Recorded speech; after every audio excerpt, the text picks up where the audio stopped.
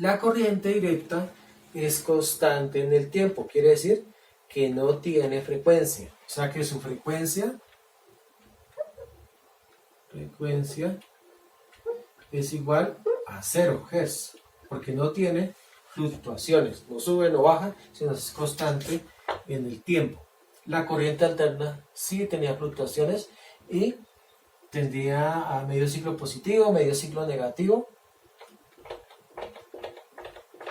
Tenía fluctuaciones, pero la corriente directa no las tiene. O sea que es constante en el tiempo. Entonces veamos.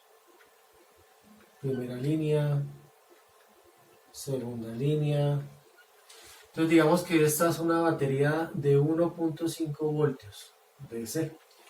Y que el de que está acá arriba es una batería de 4.5 voltios DC. Como vemos, desde su origen, 0, hasta el tiempo de la vida útil de esa batería, va a ser constante en el tiempo. No sube, hay fluctuación ni arriba ni abajo, sino se mantiene siempre una línea recta en el tiempo. Entonces la frecuencia es igual a 0 y la señal es constante en el tiempo. A no ser que la batería pues, esté siendo consumida, ya tenga un tiempo ya de que venció su vida útil, y entonces pues esta línea ya no es constante, sino que empezará a ser una línea que decae hasta llegar a 0. Pero eso es cuando la batería se ha consumido. Aquí vamos a tener lo ideal de que ella se mantiene constante en ese valor. ¿Dónde la encontramos? En las pilas.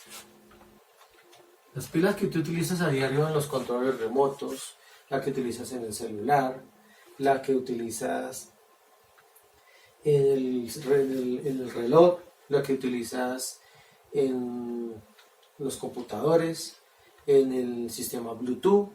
En todos lados encontramos las baterías, en el vehículo, en el carro, en la moto. Entonces, nombremos algunas de ellas. Están las pilas AA, AAA.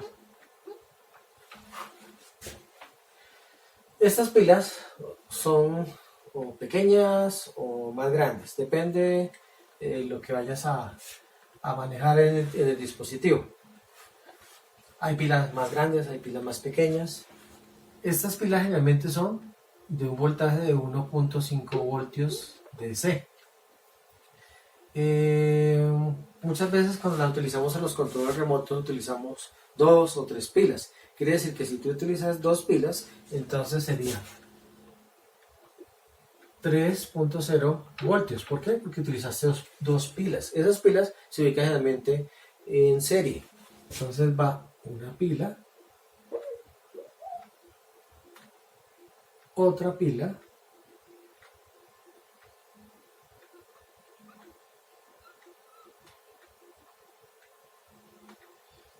primera pila de 1.5 voltios, segunda pila de 1.5 voltios, y de aquí a aquí vamos a tener un voltaje de 3 voltios DC.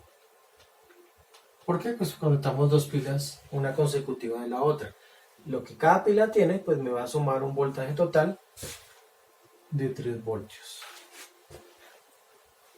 Las pilas que utilizamos en los relojes, que utilizamos en los computadores que están en la parte interior, son pilas generalmente de referencia 2032 o 2016. Estas referencias se están manejando 3 voltios DC. O las pilas que tenemos en nuestros celulares, que por lo general son pilas de 3.6 voltios DC. La batería que utilizas con el cargador, que carga, descarga, carga, descarga, son pilas alrededor de 3.6 voltios DC. Entonces, la corriente directa la encontramos en todos lados. La corriente alterna también. La diferencia entre una y otra ya las viste. Pero la más peligrosa para poder manipular o trabajar es la corriente alterna. La corriente directa es peligrosa, depende de lo que estés haciendo, pero no es tan mortal. la corriente alterna es muy mortal si no se sabe manejar. Por eso hay que tener muy claro las diferencias entre una y la otra. La corriente alterna la encuentras en los conductores de cables gruesos que encuentras conectados a los electrodomésticos. Dentro de los electrodomésticos hay sistemas electrónicos que bajan ese voltaje a voltajes más pequeños y la convierten de corriente alterna, que es lo primero que vimos, a corriente directa, para que sea manejable a los componentes que tenemos en nuestro alrededor. Entonces, es importante que veas o investigues la historia famosa de la guerra de las corrientes. Pues las coloco en mi canal para que puedas ver esa historia. Se conoce como la guerra de las corrientes, y hace relación al señor Nikola Tesla y el señor Edison. El señor Nicolás Tesla fue el que trabajó con el diseño de los sistemas de corriente alterna, AC, que es lo que eventualmente nosotros usamos a nivel mundial. Y el señor Edison fue el que desarrolló el sistema DC, de corriente directa. Entre ellos dos hubo circunstancias complicadas, ya que el señor Edison